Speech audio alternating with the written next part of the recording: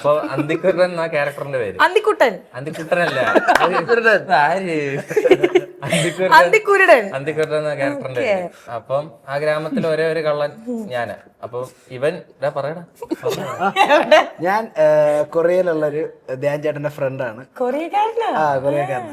എന്തോ കാര്യത്തിനെന്ന് പറഞ്ഞാൽ ഞാൻ നാട്ടിൽ വരുന്നുണ്ട്, നാട്ടിൽ എന്നെ സെറ്റിൽ ആവാനെന്നുള്ള രീതിയിൽ. അപ്പോഴാണ് ഈ കൊലകളെല്ലാം നടക്കുന്നത്.